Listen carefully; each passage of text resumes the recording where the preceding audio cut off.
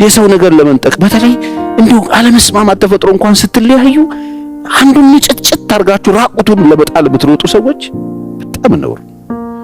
ምን ማለት ነው? አታውቁትም? ህሊና የላችሁም።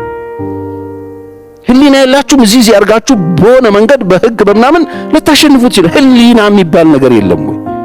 ከየት እንደተነሳችሁ ረሳችሁት ወይ? እንዴት ነው ሰው በጣም ለፍቶ ወጥቶ ወርዶ ሌሊትና ቀን ሰርቶ ያፈራውን ሀብት በሆነ መንገድ ገብታችሁና ትዳር ስለያዛችሁ ብቻ መጨረሻ ላይ እንዲህ ብጥስጥሱ ነው ታችሁ ራቁቱን ለመጣል የምትሮጡ ሰዎች የት ነው እየሄዳችሁ ያላችሁት? ህይወታችሁን የሰጣችሁትን ሰው እንዴት ንብረትና ያላችሁን ነገር ማካፈል ያቅታችሁ?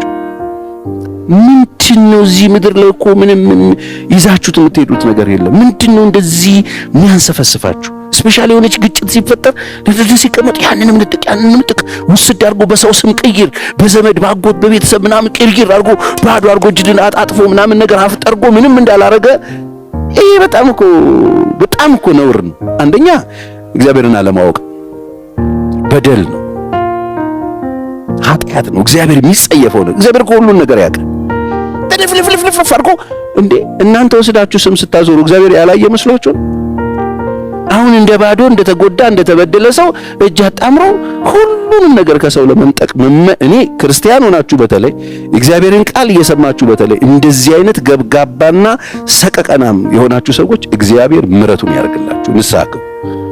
እንዴ እኛ እኮ በነጻነት እንድንኖር ክርስቶስ ነው ነጻ ያወጣን። በደስታ የምንኖረው ገንዘብ ሲኖረን አይደለም። አስተማማኝ ህይወት የምንኖረው ቤቶች ሲኖሩን አይደለም። መጽሐፍ ቅዱስ ሊዱና አንብቡ። የሰው ህይወቱ በገንዘቡ ብዛት አይደለም። ከመጎምጀት ተጠበቁ፣ ያንንም አይመራችሁ።